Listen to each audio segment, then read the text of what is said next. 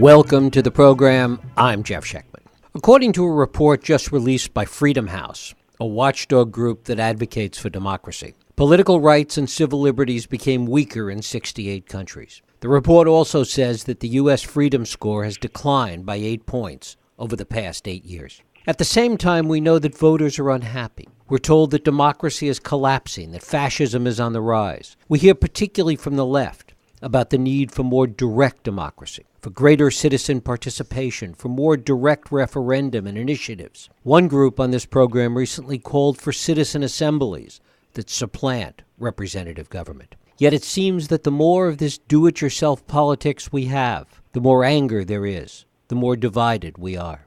What if we're going in the wrong direction? What if the answer to democracy's seeming ills is not more democracy, but more appreciation of the system of parties and representative government that our founders passed down to us? It seems today a very contrarian view, and perhaps that's why it's correct. It's put forth by my guest, Yale professor Ian Shapiro, in his new book, Responsible Parties, Saving Democracy from Itself. Ian Shapiro is the Sterling Professor of Political Science and Director of the Macmillan Center at Yale University, and it is my pleasure to welcome Professor Ian Shapiro here to talk about Responsible Parties, Saving Democracy from Itself.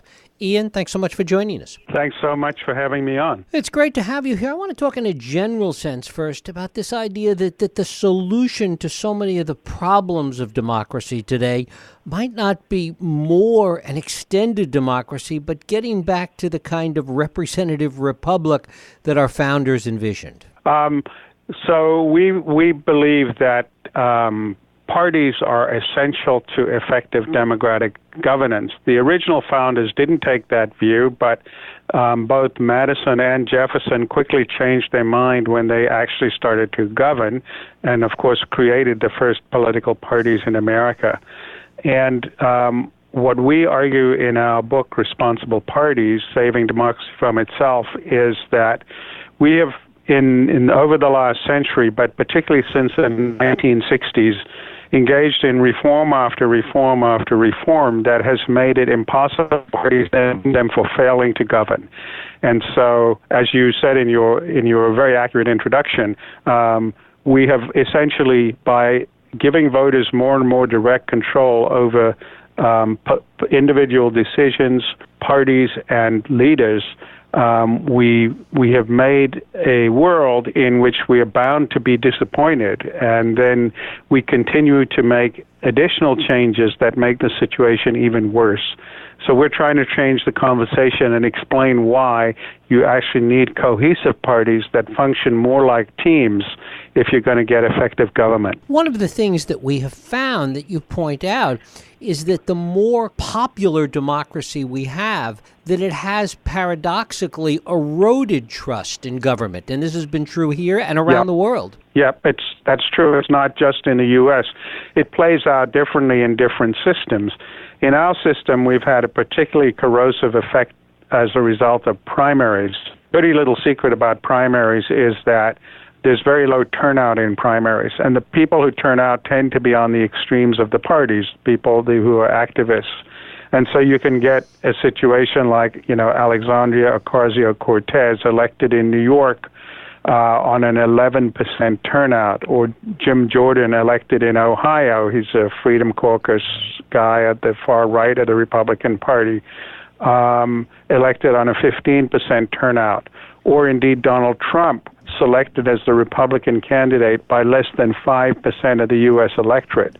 And so what tends to happen is the parties are then held hostage in the following way, because if you think about Jim Jordan or Ocasio-Cortez, they go to Washington, and either they compromise in ways that make it possible to govern, in which case the people who selected them feel they've been betrayed, which is true, and so they turn on them as others have been turned on in the past, or they don't compromise, in which case you get gridlock and most other voters alienated because they see dysfunctional government and so on. And so either way, there's a lot of dissatisfaction bred by the system that we have created. When we look at California, where the largest political party is declined to state, how does that fit into this larger equation? So California's made some reforms that we partly endorse and partly disagree with. So two in particular that are important. One is you've gone to jungle primaries, which is, as people in California know, it means that the parties don't have independent partisan primaries. But we see that as a Band-Aid on a bad system because, yes, it tends to push the candidates more toward the middle, but by promoting intra-party competition, you tend to get celebrity candidates, and you tend to get candidates who promise to bring home the bacon to the constituency. That get into those kind of competitions which leads to pork barrel politics, which again turns voters off, when in fact what we need to do is strengthen the parties. So jungle primaries weaken the parties in a different way than the primaries elsewhere in the country have done. We also like the fact that California has gone to independent commissions to draw districts, because in many states the districts are drawn by the state legislature, and whoever dominates the state legislature then creates safe seats for themselves. And we've gone now to a world in which more than 90% of seats in Congress are safe seats, which then means the primaries are the only goal in town. So we like the idea of going to independent commissions, and California's blazing the way in that. But unfortunately, the independent commissions are not drawing districts that are going to be competitive across the parties, which is what's really important. We think that there needs to be competition between the political parties over the programs that they would implement if elected, so that they can then be held accountable if they do it and it doesn't work, or they say they're going to do it and they don't do it. Right now, voters don't know who to blame in Congress. The parties are so weak that even though they are highly partisan, they can't actually implement programs that they can then be judged by. One of the things that we see that feeds into this division today is this idea of single-issue voters. Talk about that and how it fits in to this whole idea of parties which are kind of blended, which are kind of, as you say, bundles of ideas. So that's a very good example of what we're talking about. So it sounds great, right? Voters should be able to decide on every single issue, and we can have lots of direct democracy. But think about this. If you ask American voters, would you like any tax cut, even a cut in the estate tax, which almost nobody pays? It's estates of more than $22 million. 70% of voters will say yes. But if you say to them, would you like us to get rid of the estate tax if it also meant getting rid of prescription drug benefits for seniors, then big majorities say no. So what's going on there? Essentially what's going on is, in the second example, people are discounting their preference for the tax cut with their preference for prescription drug benefits for seniors, and then they come out in a different place. That is what parties do. They bundle issues, and essentially what they have to do is discount everything they propose by everything else that they propose, and then put together a platform that they think most voters will go for. So, this idea of voting issue by issue, we don't discount things by other things that we want. So, just to give two dramatic examples, Proposition 13 in California limited property taxes to 1% of assessed value. Two-thirds of the California voters said yes to that in 1978, but they weren't forced to confront what that would mean for California's education system, or what it would mean for local government services, and so on. Another example is Brexit. How can it be one might say that most British voters vote for Brexit, while majorities of both the political parties in Parliament that they have elected are strongly against Brexit. The reason is that the parties have bundled leaving the European Union with all the other things that they know are important to their constituents. And they know that those things will be adversely affected by leaving Europe, so they're strongly against it. So it's the same voters, but they're being asked a different question. And if you let voters unbundle and vote issue by issue by issue, it's a little like, essentially a child just eating candy without thinking about the stomach ache that's coming later and the doctor's bills and so on. And so that's a very important role that parties play, is to bundle issues and come up with platforms where everything we want is discounted by everything else we want, because we can't have everything, and everything comes, at a cost for other things, and there are opportunity costs for everything we do in life, just as we all know in our daily lives. And so, essentially, referendum politics and ballot initiative politics is a license for us to be irresponsible in a sense of demanding things without considering what they're going to cost in terms of other things that we're also going to demand later. And of course, as you know, Proposition 13 greatly undermined the state politics in a whole areas, particularly education and local government services. It's interesting that Prop 13 was so many years ago, and yet the problem has gotten worse, because one of the things that this takes place in, one of the things that is the context for all that we've been talking about, is the reality today of a 24/7 news cycle and social media, which feeds into these single-issue ideas. And overlaying that is the idea that so much money is raised in the political system around these single issues. Yes. Well, so there are two important points there. One is that Proposition 13 really ushered in the anti-tax movement in the U.S., which just gathered steam in succeeding decades.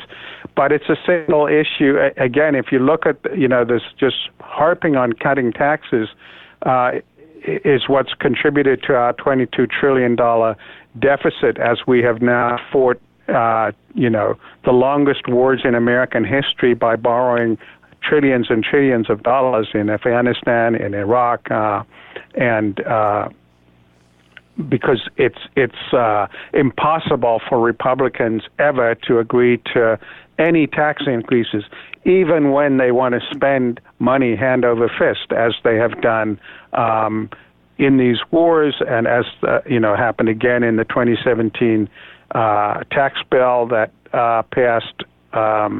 So this is exactly the kind of politics that's been generated. So that's a really important thing to think about when you push single issues without thinking about what it is that they're going to cost. There's certainly been lots of talk lately, and last week, Howard Schultz fed into that about the idea of independent candidates and third parties. One of the cases that you make in the book is that really two parties is the right number, that a binary choice is what's correct. Yes, we do think two parties is the right number because, people like to think the grass is on the other side. But much of our book deals with the pathologies of multi-party systems, where, again, nobody knows who to hold accountable for what, because coalition governments are put together after elections, and they can then subsequently blame the other member of the coalition. If you have a largely independent person, they will not have the support in the legislature to enact what they run on. So if you look at Macron in France, he ran largely as an independent. He created a brand new party of his own, but his popularity started eroding within minutes of his election because he has absolutely no organized political party that can implement his program. And you have French legislature ranging from, Le Pen's far-right nationalists to the socialists, and so there's going to have to be huge amounts of horse trading in order to get anything implemented. So it's a good feature of the American system that it produces these. The problem is just so weak because the leaders cannot get the backbenchers to support the representatives to support them, because the representatives are beholden to outside interests. You mentioned money earlier. When people talk about money in American politics, everybody wrings their hands and says how terrible it is, and Citizens United and all the lobbyists and all the people with their agendas. But what people don't focus on, which we do in our book, is why is there so much demand for money? Why do politicians need so much money? And the answer to that is because every single representative is essentially campaigning for themselves. So they have to raise huge amounts of money in order to survive and to head off primary challenges and so on. Retail campaigning is much more expensive than wholesale campaigning. So if you look at a country like Britain, where the parties are much stronger, even though they have their own problems, which we discuss, because they've gone down the referendum path and so on, which was a mistake. But they have much stronger parties, and they have much shorter wholesale campaigns, so money is not a big issue in British politics in the way it is here. And the politicians hate our system. Not only do they have to spend all their time raising money, but then they're beholden to the people who give them the money. And everybody knows that, including them. So, they don't like it, but they're trapped in the system that we have created of such weak parties. And that's what we really have to reverse. And so we propose things like, if the primary turnout is less than 75% of the general election turnout in the previous election, it should be discounted, and the party in Congress should select the candidates because they have an interest in picking people who can both win in their districts and support a national program. For presidential candidates, we used to have a system in which the congressional parties picked the presidential candidates. Andrew Jackson didn't like that in 1824 when he lost to John Quincy Adams, so he waged the first populist assault on the system, which resulted in 1828 in the first national conventions, and that's how Jackson got the nomination. But the system he destroyed made the U.S. system function more like a parliamentary system because, of course, the parties in Congress would pick presidential candidates that they could work with and all be on the same team with. And that's what we need to get back to. So, again, we would say if the turnout in presidential primaries falls below some threshold, then the parties in Congress should be picking the presidential candidates. Of course, this is the opposite direction from what people are saying now. Oh, they're all complaining we should get rid of the Electoral College and Hillary should have won because she got 3 million more votes. But strengthening the presidency just weakens the parties in Congress. It would make the U.S.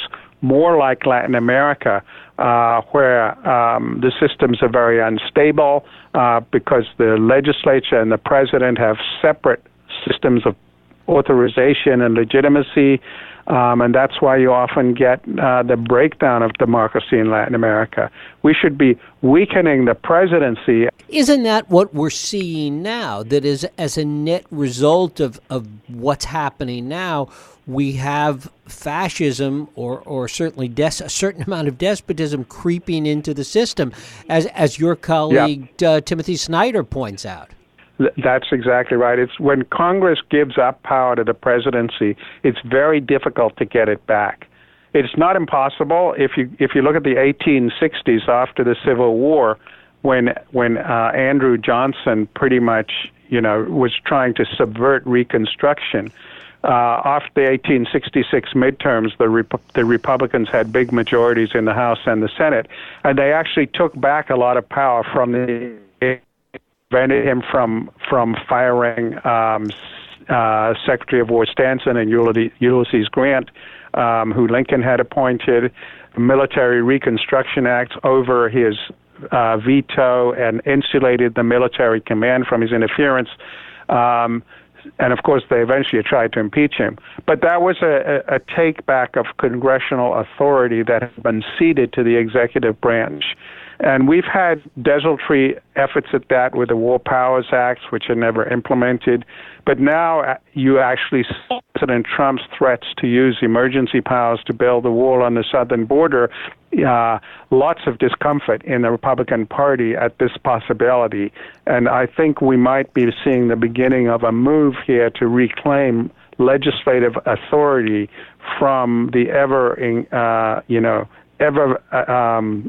voracious imperial presidency that we have created. That would be a good thing, because what America most needs is strengthened parties in Congress that can operate as teams and put programs in front of the voters that most voters care about. Everybody blames the voters. They say, oh, the voters are stupid and ignorant, they don't participate.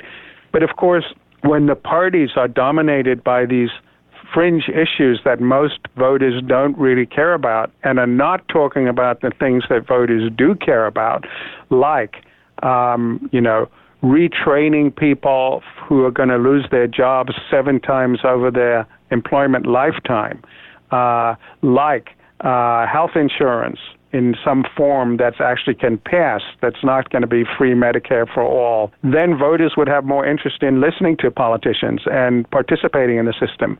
So the low turnout you shouldn't blame the voters. And we also shouldn't blame the politicians. They're just responding to the incentives in front of them. What we have to do is change the incentives. Politicians are not evil. They're trying to do the right thing. It's just that they face this impossible task. You look at the Senate leadership, and they won't take on the extremes in the party because they'll face primary challenges, and so that's the real problem. One of the things that you talk about that comes from a healthy two-party system is an increased level of competence. Talk about that. If you think about a two-party system, you're designing the strategy for one party, and I'm designing the strategy for the other party.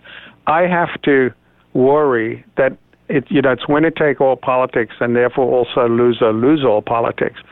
So if I don't come up with a platform that most voters are going to want, you're going to win.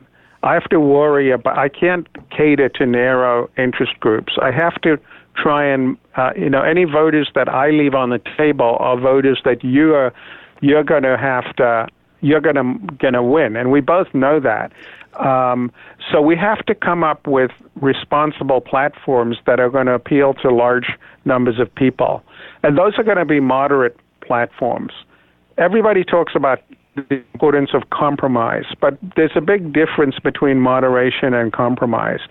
Because if you know you're going to have to compromise later, people tend to take extreme positions, just like a store, puts up their prices in order to then say they're having a sale. So everybody's playing games. But what we advocate is really something more like what sometimes is called last best offer arbitration, where, if labor and management can't agree, each one must put out a platform and a position, and the arbitrator has to pick one. So that causes them to moderate because they don't want the arbitrator to pick the other one. And so what it's going to mean is that parties are going to know they're going to be held accountable for the platforms that they adopt, and therefore they're not going to promise ridiculous things that they can't implement. They're going to promise things that they can competently do, because when they're held to account, they're not going to have somebody else to blame. They'll actually be held accountable for the policies that they institute. And so you're not going to have the Republicans in opposition voted 61 times to repeal Obamacare, but in government they couldn't do it because they knew that many of their voters actually want it. So you have all this posturing in American politics, and people promising ridiculous things that then when none of them happen, just further alienate voters. And then along comes a strong man and says, I alone can fix this, elect me. But of course, jobs have gone offshore, and it's certainly not creating the jobs that are going to technology and computerization. That's what a competent government would be doing right now, because that is the biggest single threat to the well-being of Americans going forward. And we make it impossible for governments to act in a competent way. Looking at the big picture, what do you think is the largest single impediment to getting back to this strength of political parties? Well, there's no silver bullet, but the first impediment is to stop pushing in the wrong direction, stop weakening the parties further. And then secondly, we don't think you could get rid of primaries because they've been around for 100 years. But what's changed is the proliferation of safe seats, which makes the primaries so much more important. So we think the country should be following California's lead with independent commissions drawing districts, but they should draw districts that look like America. They should draw districts that have both urban voters in them and rural voters in them, so that people running for office have to think about the interests of both rural voters and urban voters when they put together their programs. We've got to get away from the blue cities in red states where urban and rural are at war with each other. The reform we talked about a few minutes ago, that when turnout is very low, the parties should be picking the candidates. And when turnout is very low in presidential primaries, the parties should be picking the presidential candidates. These are the sorts of things that would, at the margin, strengthen the parties and push in the right direction. None of what we propose requires constitutional amendments. It's all within the realm of the feasible. What we really have to do is conversation and get people to see that we're pushing in the wrong direction and we should start pushing in the right direction. Professor Ian Shapiro, he's the co-author of the book Responsible Parties, Saving Democracy from Itself. Ian, I thank you so much for spending time with us. Thank you so much for having me on. Thank you.